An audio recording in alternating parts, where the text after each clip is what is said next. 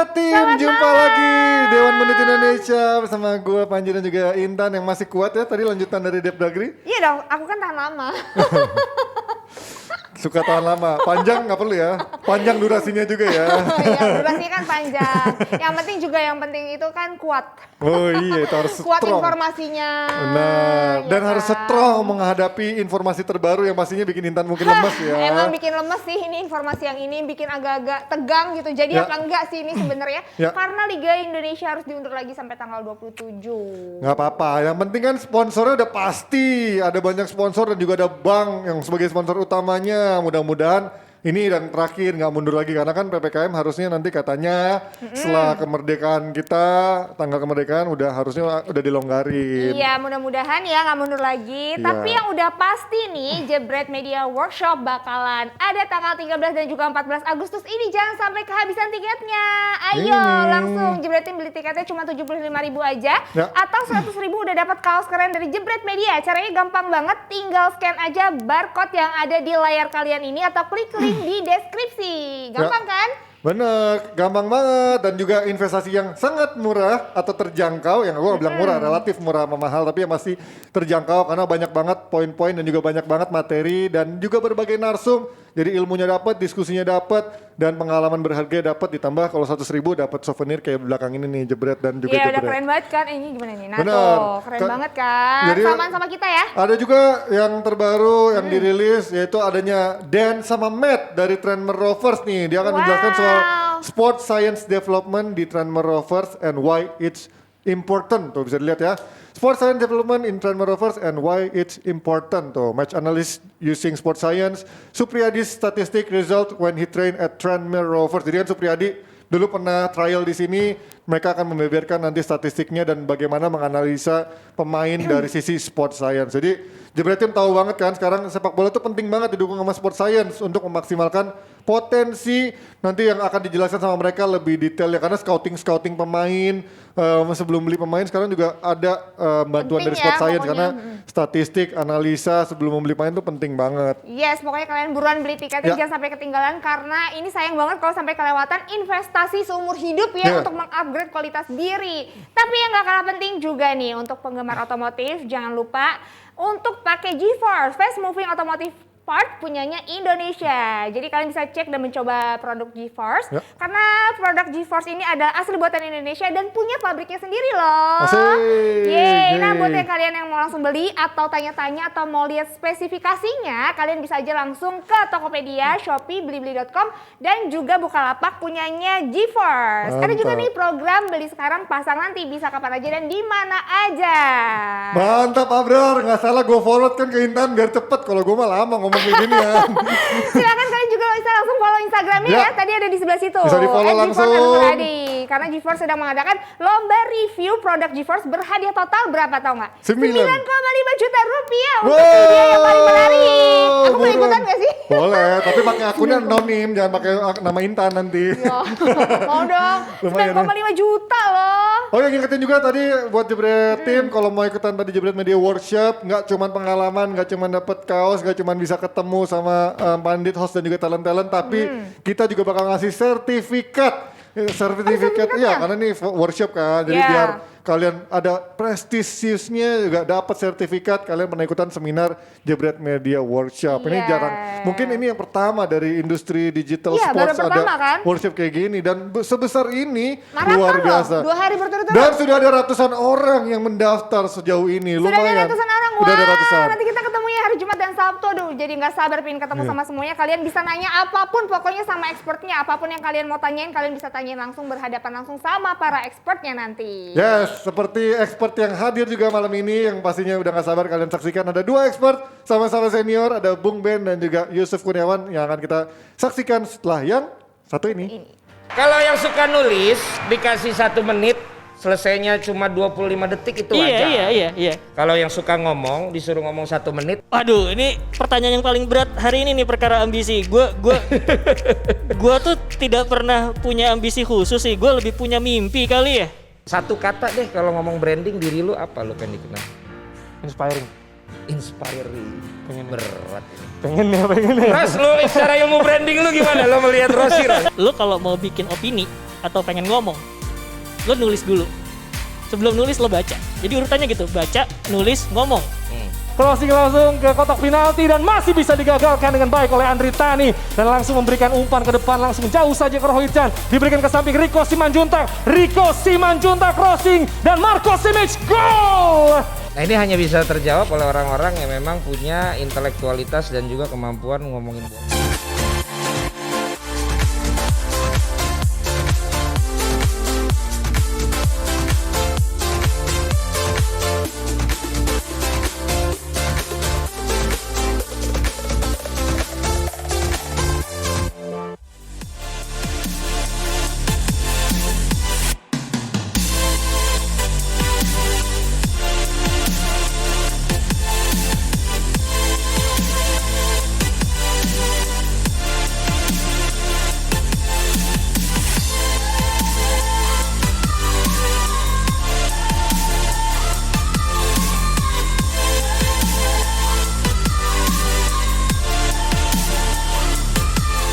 Di Barcelona itu. Ini udah mau jalan ke Paris. Iya ini udah. Mohon maaf Pak, kita mau siaran Pak. Lukaku kali. Kita lagi siaran. Udah silent dia, udah silent dia. Ini kayaknya lagi asik nih kayaknya nih, lagi mantap-mantap nih. Ada ngomong apa Pak? Ngomong apa Pak? Ngomong banget gara-gara kemarin tampil di acara live joget-joget sama Igun ya. Lagi, ya sudah di studio tadi maaf ada gangguan dari bos kita tadi ngasih bonus, cuman nggak kelihatan di siaran ini Amplopnya ya. mana amplopnya? Udah nggak jauh, udah Oh, udah nggak ada. Oh, udah nggak ada transferan ya? Kalau di upload nanti ketawa sama KPK. Oke, dan sekarang sudah ada dua Fandi senior atau expert senior, ada Yusuf Kurniawan dan juga Bung Ben. Ini kayaknya Kok nggak dipanggil Bung Yusuf? nggak bisa kan, karena kalau Bung UK gue udah kenal Bung dari UK. TV lama nggak pernah pakai Bung Oh, UK. TV. Kalau Bung Ben kan Iya, iya. di TV Enggak, ini lain. menunjukkan level usia gue setara sama dia. Lu nggak boleh dari tinggi badan dong. Nggak boleh dari tinggi badan dong. Kita di kursi sejajar, Oke, tapi kita nggak ngomongin Sintayong ya. Tadi udah ya, kayaknya Om UK masih berapi-api ngomongin Sintayong. Tapi kita sekarang ngomongin dari yang rame udah berapa hari ini ngomongin terus soal Lionel Messi Finally ya. yang kemarin dramanya. Sekarang orang menanti dia kedatangannya di PSG, bahkan di Paris sudah ditunggu berbagai fansnya bahkan dari tadi hari. Enggak, dari kemarin, dari kemarin. tadi pagi, dari Senin bahkan udah nungguin ya. Iya. Dan Jorge Messi-nya sekarang udah nyampe di Paris, masih menunggu Messi dan keluarganya. Ini kalau ngomongin dari PSG, sebelum ngomongin Messi ini kita sambil menanti ya detik-detik kedatangan mungkin nanti Messi datang ke Paris. Dari kepengaruhnya dia datang ini banyak yang bertanyakan, masa sih ada Messi yang gajinya kemarin di League bisa sampai 600 bahkan hampir 1 M ya, 600.000 ya, hampir 600 sampai 1 juta. Dan sekarang di PSG yang udah ada gaji kayak Neymar, Mbappe, Ramos, Donnarumma, masa nggak bisa kena FFP? Ini kalau kalian lihat dari analisanya seperti Sebenarnya apa? kemarin kan udah dibahas ya sama Justin ya, sama Harpa juga. Jadi memang kalau di Eropa ini, terutama di PSG, ini kan sering disebut-sebut orang itu sebagai apa ya? Klubnya minyak ya, klubnya.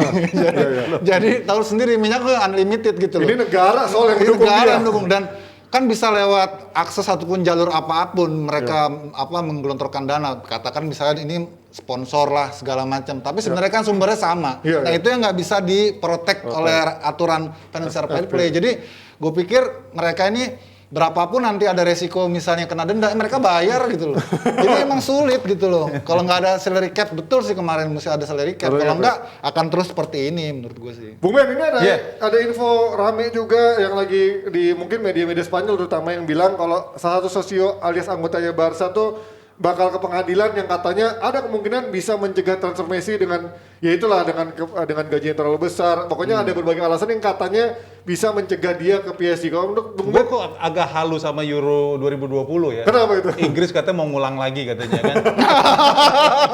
Ini agak halu juga nih. Iya kan?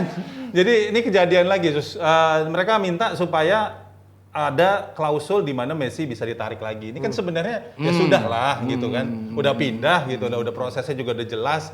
Kan sebenarnya Messi juga salah juga. Kalau menurut gua ya, Messi itu salah juga. Musim lalu kan sebenarnya udah ada tawaran. Tapi waktu itu masih Bartomeu sebagai presiden klub. Cuma Messi waktu itu nggak ngambil karena dia kecewa banget.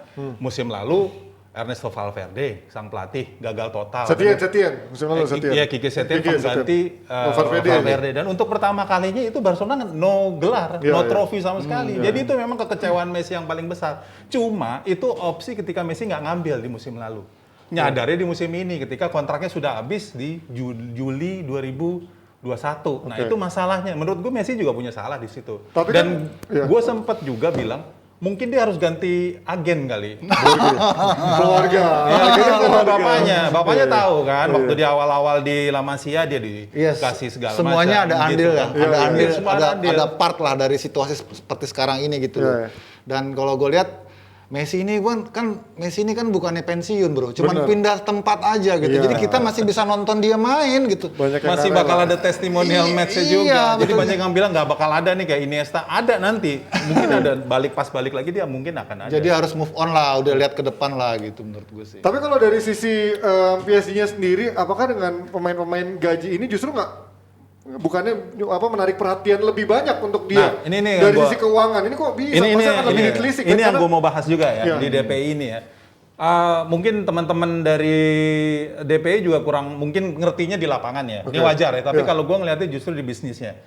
Hal-hal yang berhubungan dengan pengelolaan klub ini yang strategi yang dijalankan sama bos Qatar itu ya. Tanpa menyebut nama ya. Tapi itu cerdiknya dia. Dia sebenarnya udah berkali-kali dari 2011 dia nanganin PSG itu udah berkali-kali sebenarnya mau ketangkep soal financial fair play. Tapi lagi-lagi dia tuh bisa lolos. Kenapa? Jadi ada hal yang cukup lemah di Ligue 1 sendiri. Jadi ada hal yang didaftarkan, ada hal yang tidak didaftarkan, dan itu dealing yang memang dijalankan sama agennya. Nah kebetulan Messi ini nggak akan sulit ngedealing. Kenapa? Karena ini bapaknya. Jadi didaftarkan itu angkanya sekian. Tapi sebenarnya ada rights jersey, ada commercial rights, ada image rights, terus juga ada commercial rights. Itu yang kalau di total part of itu sebenarnya itulah portalnya financial fair play. Tapi memang itu sangat sumir dan nggak muncul di permukaan, nggak akan muncul di permukaan. Jadi sebenarnya potensi datangnya income itu juga besar ketika Messi datang ke PSG. Itu yang belum orang-orang lihat seperti sekarang. Sebenarnya itu yang penting. Buat PSG itu bukan Messi akan main di posisi mana, kan banyak banget tuh pembahasannya. Messi akan di posisi mana? Potensi itu nggak penting. Jualannya betul. Karena dia bisa dapat income dari berbagai sisi Messi. Istilahnya dari ujung rambut sampai ujung kakinya tuh Messi bisa dijual. Dan itu bisa ngembaliin istilahnya katakan kelebihan dari kuota pendanaan yang harus dikucurkan dalam bentuk gaji ke PSG gitu. Ke pemain-pemain PSG. Dan satu hal lagi ya, kalau dilihat kepindahannya Messi sebenarnya ada 3 orang nih yang menjadi kunci. Laporta, Tebas, sama Jorge Messi. Ya. Jorge Messi udah nyampe di Paris nih. Ini kayaknya udah mau nego duluan nih. Pinter deh ya.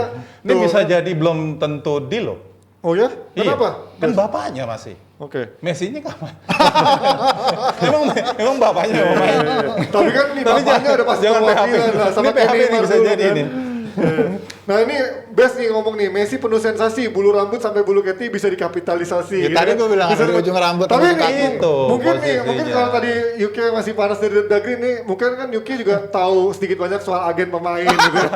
Kalau ngomongin soal biasanya pemain-pemain yang sudah namanya tenar, bahkan gajinya besar, dia pasti akan mau meningkatkan prestisnya dengan mengganti agennya yang memang lebih profesional, lebih well known dibanding agen-agen keluarga atau memang yang teman-teman dekatnya gitu kan. Kalau Messi sendiri ini kelihatannya so far nggak pernah ada masalah dengan bapaknya gitu, nggak ada konflik of interest. Kalau menurut Yuke dari agen yang keluarga sama agen yang dari profesional tuh gimana sih? Iya, kalau agen dari sebagai apa dulu dari agen LPG dia. Lo agen koran gue. Iya, top score.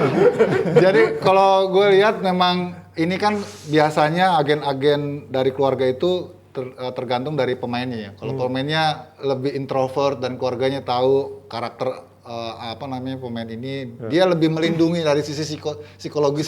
Ya, jadi nggak pure bisnis semua sih menurut gue. Dan itu yang juga dilakukan beberapa pemain lain kan yang mempercayakan agennya kepada Neymar bapaknya juga ya.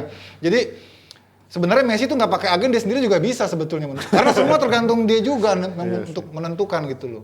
Cuman ya masing-masing beda-beda ya. Kayak Ronaldo yang sebesar itu aja masih pakai agen kan. Sebenarnya tinggal bagaimana agen ini bisa bukan cuma ngarahin dia dari sisi komersial, tapi untuk istilahnya menerawang masa depannya ini mau seperti apa gitu. Itu yang menurut gue menentukan sih. Kalau Bung Ben ngeliat PSG sekarang dengan adanya pemain ini justru mencolok banget sih, karena banyak yang bilang dia harus juga jual pemain biar ada keseimbangan dalam balance-nya keuangan ya. Kalau ngeliat pemain-pemain sekarang banyak yang lebih lah, Gueye, terus juga pemain-pemain yang cadangan yang gak kepake, bahkan katanya Icardi bisa juga terancam dibuang gitu kan. Kalau melihat dari squad sekarang, kegemukan nggak sih dengan ada Messi dan gaji, terutama dari sisi gajinya ditambah jumlah pemain ya? Kalau menurut gua dia mau mengangkat, jadi PSG itu punya peran ya, terutama ownernya ya. Perannya dia di Ligue 1 sendiri ini udah nggak cuma dia mengelola klub lagi, tapi image tentang Ligue 1-nya sendiri. Karena kita tahu kan sampai saat ini tuh masih Farmers League. Mau kayak gimana pun masih Farmers League gitu loh. Jadi ya gimana pun caranya mereka harus dapat trofi Eropa. Dan sejauh ini kan yang cukup sulit adalah bertarung untuk dapat trofi itu, karena ya kalau bicara kuping lebar ini mau kayak gimana juga. Contohnya lah, Guardiola lah contohnya. Dia total 7 musim ya kan. Belum dapat juga. Di Munchen, di Man City. 61 triliun rupiah dia ngabisin tuh duit. Tapi masih belum tuh. Minimal finalis lah udah bagus gitu. Tapi kan lagi-lagi ini yang nggak mudah nih. Nah, ini yang disetujui nih sama manajemen dari Ligue 1. Sebenarnya kegemukan dari tim PSG ini lebih kepada tujuan marketingnya. Bukan tujuan strategi di lapangannya. Tapi kalau ngeliat strategi marketing nih, ya kita mungkin juga bisa lihat Bundesliga yang masih susah payah gitu memasarkan liganya ke seluruh penjuru dunia. Tapi kalau lihat dari Ligue 1 dulu kan sebenarnya udah mulai ya kayak PSG naik, terus Monaco juga dulu sempat PSG contoh yang paling gampang adalah Messi dengan La Liganya. Laporta ketika 2003-2010 pertama kali 3D dengan kamera itu kan 360 derajat. Itu kan Intel tuh. Sore kita nyebut nggak apa-apa. Taruh 360 di kamar. Nah itu kan karena Laporta. Nah ini dia pengen adopsi, makanya dia gimana caranya tuh semua dipercepat prosesnya Messi supaya datang, karena ada kepentingan-kepentingan tadi, termasuk juga pengen ngambil rights pertandingan-pertandingan di Amerika Latin. Dan di Amerika itu sendiri pengennya itu nanti ada PSG di sana. Tapi kalau ngelihat dari Messi datang ke Ligue 1, Yuke, lo yakin nggak ini akan menaikkan derajat Ligue 1 di mata investor dan juga terutama hak siar ya? Enggak. Karena musim terakhir juga PSG nggak juara juga tuh. Iya, jadi memang tujuannya untuk mereka aja sebenarnya, untuk mereka aja, bukan untuk Beckham udah datang, Ibra udah datang, nggak ngangkat juga. Karena itu tadi cuman one man army gitu. Harusnya tuh dengan liga kompetitor klub yang lain, Monaco diangkat juga, Montpellier diangkat juga harusnya, Lille diangkat juga. Ini kan enggak. Jadi timpang masih. Tapi PSG sebenarnya sudah bisa, ibaratnya sekarang bisa membuktikan dia menarik di mata negara, kan bukan investor ya, karena Qatar adalah negara. Tapi kan dulu Monaco sempat dibeli yang orang Rusia, yang sempat beli banyak pemain. Tahu nggak bisnis komunikasi yang ada di Prancis udah dibeli perusahaan Qatar udah berapa? 55%. 55% udah dimilikin. Salah satunya tuh boleh nyebut lagi nggak? Ya itulah ya yang tempat siarannya. Itu akhirnya juga menjegal European Super League juga akhirnya. Kan dia mau nggak mau akhirnya berpro sama FIFA. Iya. Karena ada kepentingan itu, dan juga termasuk di Piala Dunia Qatar besok. Ini yang memang akhirnya panjang lebar nih kalau ngomongin Jadi Prancis. emang kalau gue sedikit simpulin ya, ataupun juga nyebrang dikit, sebetulnya nih visi dan misinya Ligue 1 ini juga harus direvisi ya. Artinya ini liga ini sebenarnya hanya untuk membesarkan ataupun menjadi kendaraan dari PSG untuk dia top sendiri. Nah, itu dia. Atau dia mau bangun semuanya nih gitu loh. Kan itu juga yang sebelumnya sempat jadi problem di Bundesliga kan. Sebelum kemudian akhirnya ada pemerataan tuh. Sekarang semua klub-klub di bawah Munchen, Dortmund itu juga semua sekarang udah mulai narik tuh. Udah mulai menjual karena banyak pemain-pemain dari Asia datang. Kan secara marketing juga itu membantu, exposure juga. Kalau di Prancis ini kan seperti terisolir ya, dia seperti jadi raja di hutan sendiri gitu loh. Begitu masuk ke dalam dunia nyata, dia dengan begitu banyak komponen yang mereka miliki, itu nggak menjamin juga mereka bisa jadi juara juga di Eropa. Ya itu yang gue lihat sih begitu sih. Kita lihat dikit ya video-videonya Messi, cuplikan dia lagi bahkan dia dari keluar rumah ke bandara aja bener-bener diikutin Padahal Ronaldo nggak segininya loh Pak ke Juve. Berarti Ronaldo kalah menarik dong. Bukan. Karena Ronaldo itu udah terbiasa overseas dia. Kalau Messi kan ini baru pertama kali sepanjang hidupnya loh. Dari akademi soalnya Messi iya, ya. jadi orang benar-benar kayak nungguin benar momen itu gitu. Beneran nggak sih dia bakal pergi gitu ya? Mas orang masih menunggu, beneran nggak sih? Masih nggak percaya ya. Nah, Ben, ini Bung Ben, ini kan Messi benar-benar udah diikutin segini. Mungkin belum ada juga yang segede dia ya. Kalau ada yang segede dia, sensasinya mungkin akan kepecah juga nih. Ya tapi mungkin orang mikirnya kan memang dulu Messi akan pensiun di Barcelona kan. Ya karena memang ikonnya nggak ada yang sebesar dia. Kalau ada yang sebesar dia, mungkin media juga akan ngelihat yang lain. Dan termasuk juga prosesnya, ini juga cukup tragis. Jorge Messi juga baru nyadar, ternyata dia dipakai di pemilihan Laporta gitu loh, sebagai senjata, sebagai senjata dan akhirnya juga iya, itu juga yang membuat akhirnya gila nih gue ditelikung juga nih sama Messi dia. udah nggak nangis lagi nih di bandara kelihatannya. Nah ini kalau Karena pakai masker. ya kan matanya di sini Pak, bukan di sini. Tapi kalau kemarin kita udah nanya sama semua pandit yang udah siaran, kalau menurut Yoke Messi matre apa enggak? Kalau melihat apa loyal apa enggak kalau menurut lo dari drama ini? Kan kalau Justin salah satu yang paling vokal, Messi matre lah atau nggak loyal. Kalau lo melihat dia gimana sekarang? Gue pikir dia profesional aja. Bahwa dia loyal, dia udah tunjukin, dia udah bagi itu. Karena dia kan nggak, istilahnya ini kan take and give-nya udah seimbang menurut gue. Karena nggak mungkin juga, Justin kadang-kadang terlalu naif juga. Dia harus turunin angka sampai dia masuk kuota ya. Tapi kan Messi juga harus membuat valuasi buat dirinya sendiri.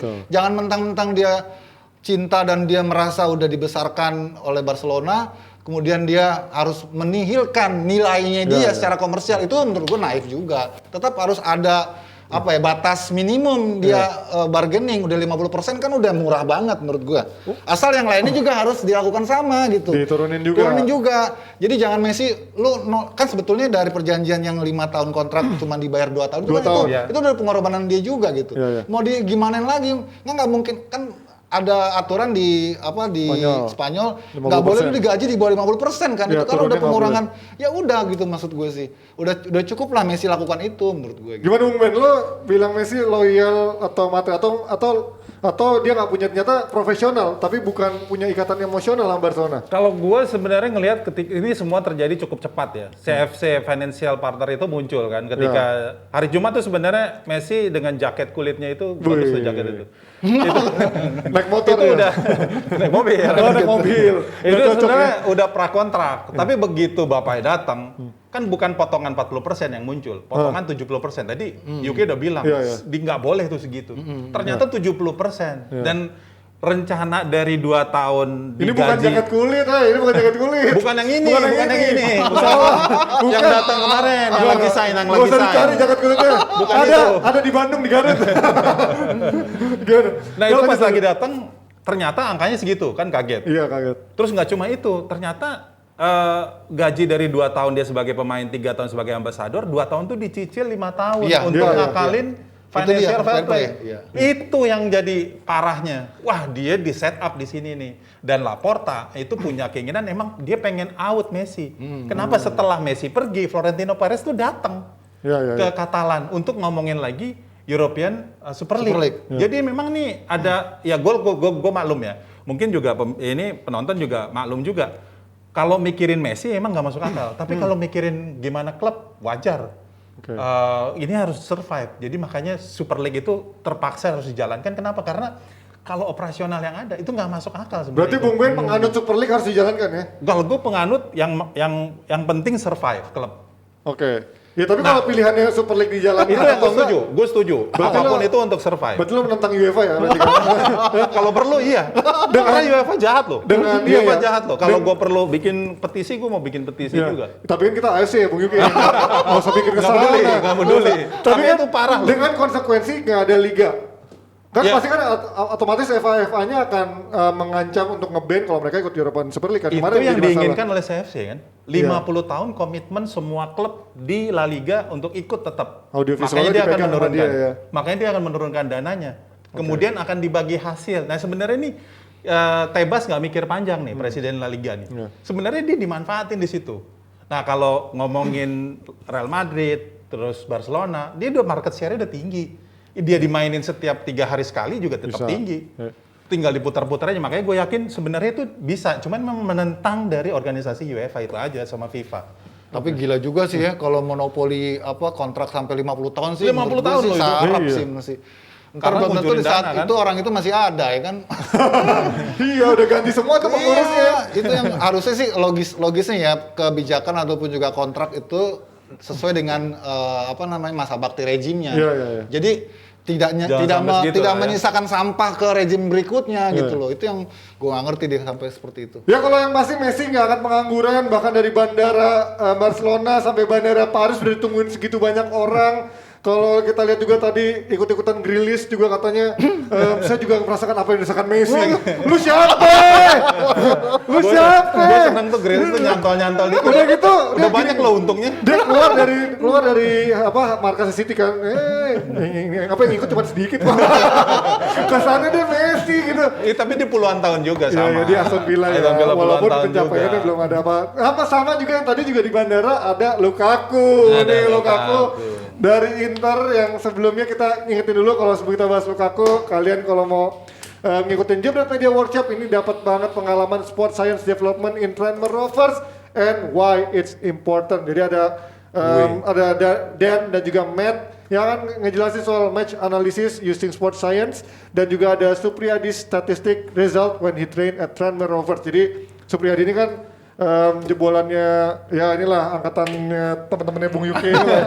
Timnas U19 kemarin sempat juga trial di Tranmere. Nanti dia akan ngebeberin gimana sih cara menganalisa pemain dari sisi sport science. Oke, kalau ngomongin sport science ini juga kalau ngeliatin Lukaku udah banyak nih akun-akun yang ngebully Lukaku. Ini pemain kalau soal build up play, first touch-nya berantakan. Kalau kalian lihat Lukaku, apakah memang suatu pembelian yang layak atau suatu pembelian yang jitu buat Chelsea 115 juta? Iya, tadi gue sempat lihat ya di di Twitter beberapa supporternya Inter Milan. Mereka marah betul, menganggap bahwa Lukaku nih pengkhianat lah, penjahat lah, sampai grafitinya Lukaku tuh dicoret-coret di Inter. Sebetulnya harus paham juga bahwa ini sesuai dengan kesepakatan semuanya. Jadi nggak cuma Lukaku aja yang mau dijual gitu, tapi karena Inter memang mau jual kan, utangnya banyak ya. Dia bahkan dari penjualan Lukaku ini harus mengembalikan 60 sampai 65 juta euro atau pound sterling ya ke MU untuk utang dia waktu pembelian itu. Jadi ini sebenarnya karena mutual concern ya, kebutuhan semua pihak gitu loh. Bahwa dia apakah nanti di Chelsea bisa kembali seperti dulu ya nggak ada jaminan juga. Ini kan persoalan siapa yang mau beli, karena belum selesai kan Inter nih setelah Lukaku kan masih ada Lautaro Martinez juga yang mau dilepaskan.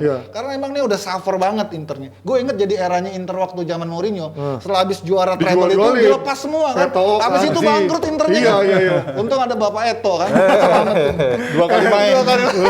Bapak Erto. Itu value-nya naik ke Bapak Eto, lepas lagi ya. Lepas lagi Pak Erto. Ngakuat juga Pak Erto, lama-lama Pak Erto. Nggak taunya efek bubarnya ke dia juga.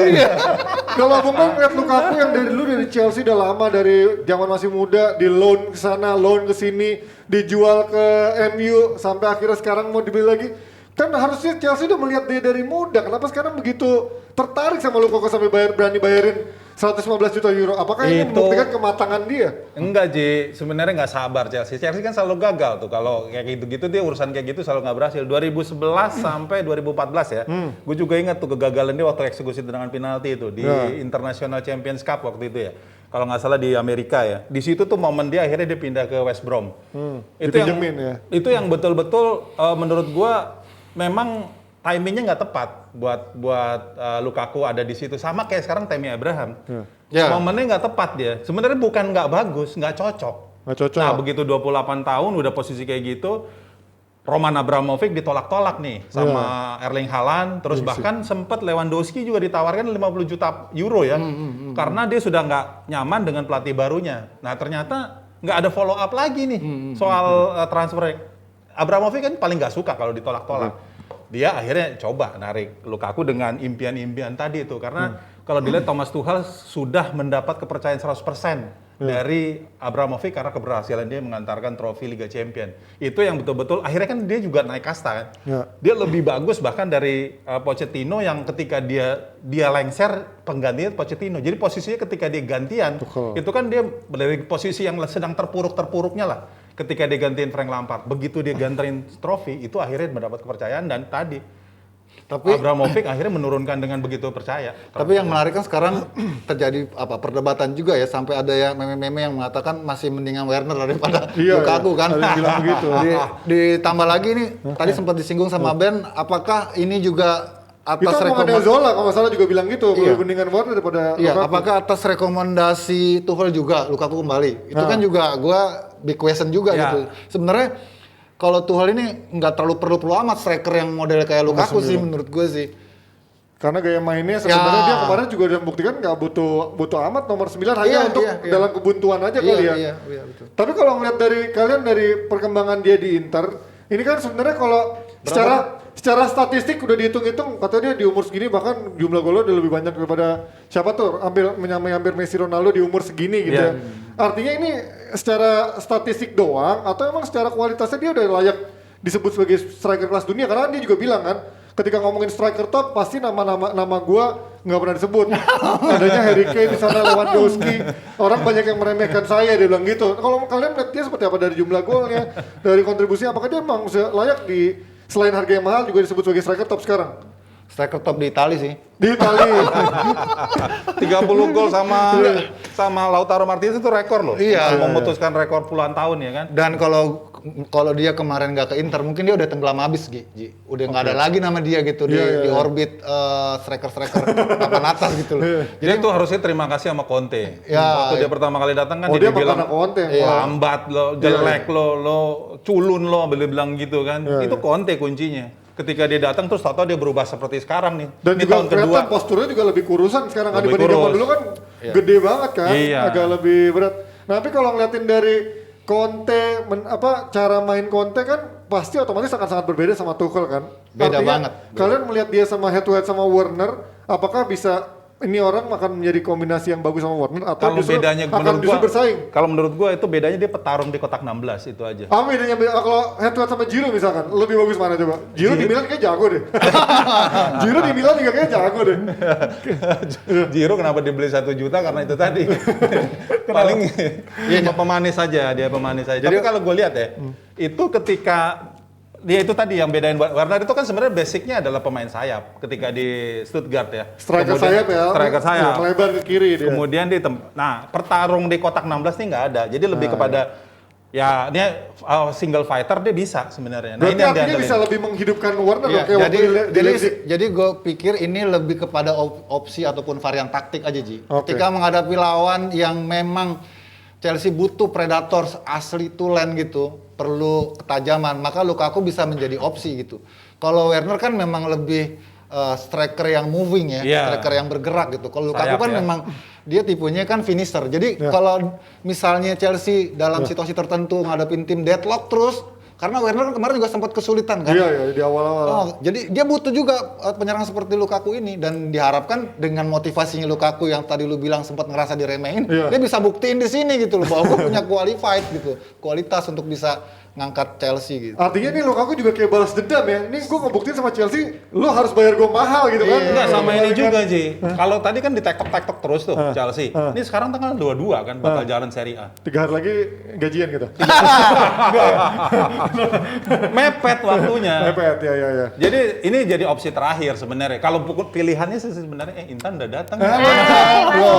Mas Ben soal baru ngeliat ya dari tadi kayaknya udah nengok, udah tetap ngomong aja. Tapi Lukaku itu sebenarnya Ji. Udah ya. Lukaku bukannya Lukamu juga Mas Ben.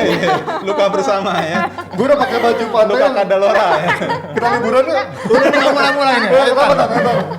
Daripada cuma liburan doang, mendingan lakuin hal yang jauh lebih bermanfaat nih. Nanti tanggal 13-14 jangan sampai kelewatan Jebret Media workshopnya. Yes, ini dia. Nah ini dia, nih ada Dan Matt Ya, yang Dan dari Matt. Tranmere Rovers yang akan menjelaskan betapa pentingnya sport science buat klub sepak bola ataupun untuk sepak bola zaman now lah. Yes, tapi yang gak kalah penting lagi nanti jebret tim maksud aku Ya. bakalan dapat ilmu dari Ibu Harsiwi Ahmad. Ini selaku Direktur Programming SCN. Wih. Jadi Bu Siwi nanti bakalan ngejelasin TV Sports Outlook di 2021-2022 itu seperti apa. Jadi beliau adalah orang yang sudah mempercayakan CEO kita nih untuk selalu membawakan program sportnya.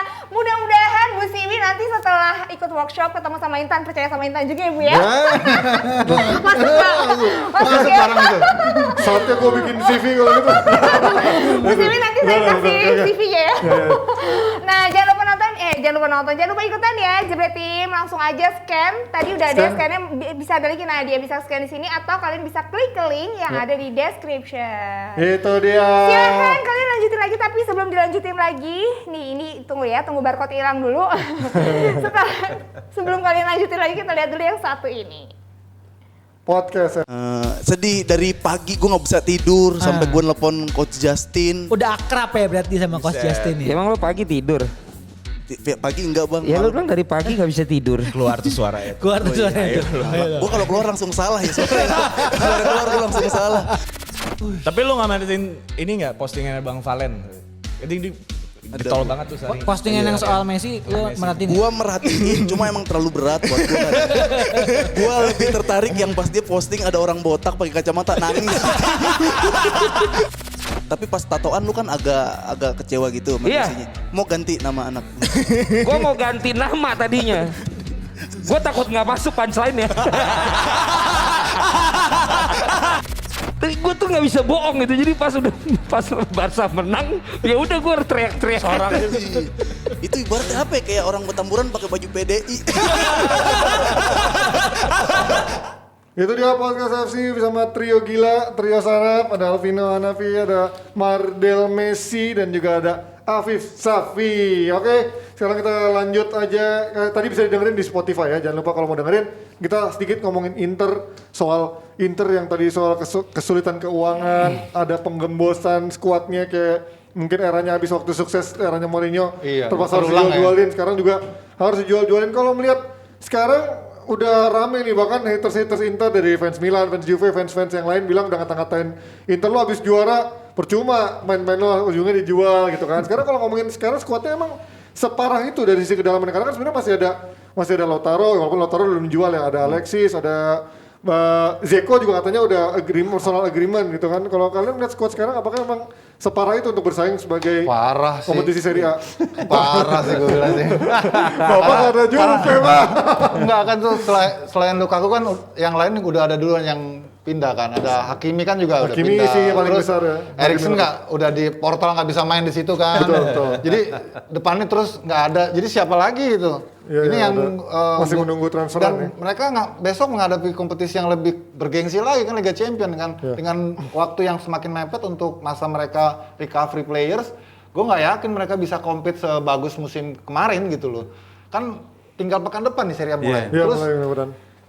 bursa transfer 31 Agustus berakhir kan. Iya. Bisa kebayang deh tuh bagaimana strugglingnya Inter untuk cari pemain-pemain selevel Persiapannya lain. sangat mepet ya berarti Iya. ya. Bung Ben kalau melihat dia dengan kemungkinan adanya kemarin coba Zeko atau Zapata. Yang fatal sih ganti dengan Simone Inzaghi sih kalau Pelatih, menurut gua. oke, Ya kan ngaruh banget. Brozovic masih ada, Perisic masih Barella ada. masih ada.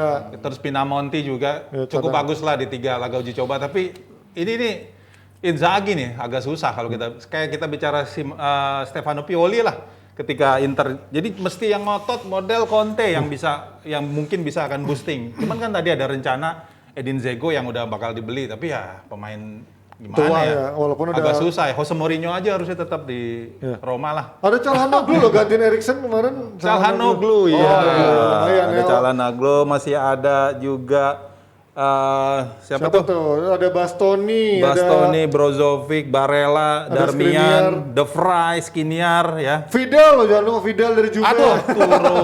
Arturo Vidal. Iya, Artinya iya, sebenarnya secara squad nggak jelek-jelek amat lah ya. Sebenarnya squadnya sih rata-rata air aja. tapi Ji. untuk bersaing di Eropa juga susah Iya, ya. berat rata-rata air di luar dari pemain-pemain yang pergi ya. Iya, iya, Hakimi, terus Lukaku itu kan sedikit di atas lah. Benar, Jadi benar. ketika mereka hilang, benar-benar jadi rata-rata air sekarang gitu. Tapi kalau ngomongin soal investor di Inter gitu kan, ini juga mirip sama, kan ini kan si presiden mudanya si Steven Steven Cheng Chang. gitu kan, yang mewakili Suning.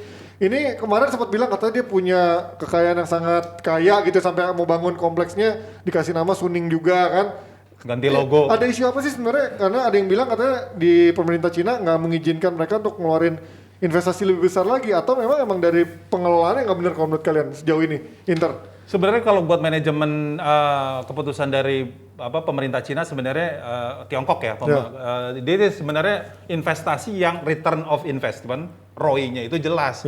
Nah dia kan apes 2016 dia gantiin Erick Thohir. Pandemi itu datang setelah dia capek-capek musim kemarin ya ngebangun Inter akhirnya baru dapat 1 Scudetto dan langsung pandemi ketika itu. Nah pemerintah Tiongkok sebenarnya mengizinkan, tapi kalau return of investment-nya nggak jelas, ini yang ditahan sebenarnya untuk jaga asetnya negara sih, ketimbang kepada dia menginvest terus akhirnya seperti owner-owner yang lain akhirnya bakar uang, siram air di gurun atau apalagi bakar pohon jambu gantung yang nggak jelas baliknya gimana. Nah itu sebenarnya lebih dipagerin ke situ. Nah dia kan sebenarnya ada banyak perubahan. Untuk pertama kali jersey-nya nggak ada lagi loh Pirelli. Jadi buat ganti koleksi-koleksi jersey ya udah bagus gitu kan. Socios.com. Terus dia udah mau survive Scudetto kemarin nggak dapat bonus itu kan. Terus pemotongan 15-20%. 15-20% tuh bagus loh.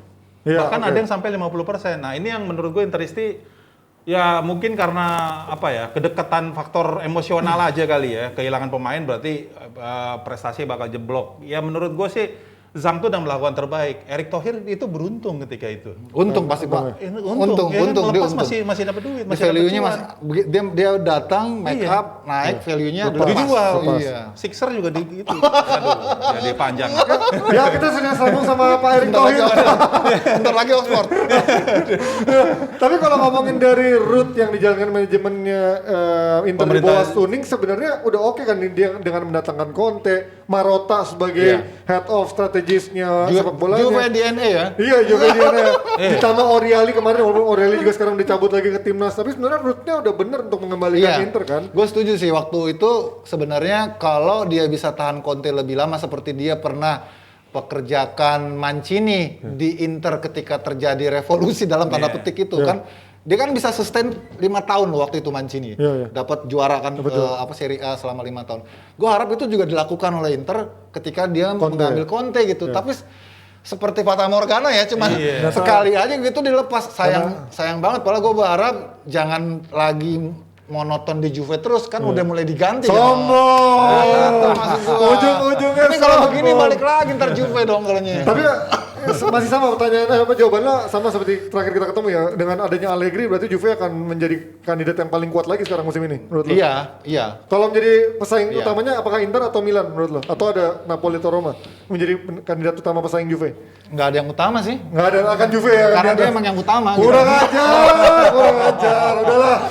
Oke, jaket itu tadi tuh. Makanya gue lepas kan, gak enak gue. Soalnya ngomongin Inter ini. Kurang ajar. Makanya pakai biru, udah pakai biru. Mungkin hari ini percaya dirinya tinggi ya. Iya. Mas Ben kayak dari tadi belum lihat aja deh. Tapi Ji, sebenarnya Ji, gue mau nambahin tadi. Apa itu? Boleh. Kalau nggak ada pesaing, Gianpiero Gasperini kalau buat gue. Di Atlanta. Atalanta bukan Atlanta. Atlanta Hawk. Itu Atlanta. Ya itu menurut gue tetap. Karena yang lainnya itu kan ganti pelatih semua. Pesaing Juve maksudnya? Pesaing Juve. Biasanya udah hitam lah menurut udah gue sih. hitam. Ya paling peringkat 3 lah. Oke. Lagi suara ya. Tapi kasihan ya Inter ya, lagi hancur-hancuran banget. Padahal hari ini ulang tahun kan? Iya. Ya. Wulan Guritno. Pakai gak mirip mukanya gitu. Selamat ulang tahun, walaupun ada ya. Wulan Guritno. Ya walaupun itu hancur-hancuran gak apa-apa. Sempat ke Indonesia. Jadi presiden kehormatan juga kan di Inter sekarang. Nah, tapi pokoknya buat Jebret tim jangan sampai lupa ya, ikut Jebret Media Workshop tanggal 13 dan juga 14 Agustus. Gampang banget carinya, kalian langsung aja tinggal scan di sini, ini bisa di-scan juga ya, dan atau juga bisa kalian klik link yang ada di deskripsi karena banyak banget informasi-informasi, banyak banget pokoknya hal-hal yang bakalan kalian dapetin yang bisa menambah wawasan, bisa mengupgrade diri kalian. Pokoknya rugi banget kalau sampai nggak ikut karena tiketnya juga murah banget dibanding dengan ilmu yang didapat. Ini masih sangat-sangat murah, Rp75.000 atau Rp100.000 kalian udah bisa dapat merchandise berupa kaos Jebret Media. Itu aja. Kalau cek info lebih detailnya di medsos kita di Jebret Media atau di Instagram ataupun Twitter bisa dicek di sana kalau mau tahu info lebih detailnya atau bisa sekalian DM ke Intan kalau mau ya. Jangan.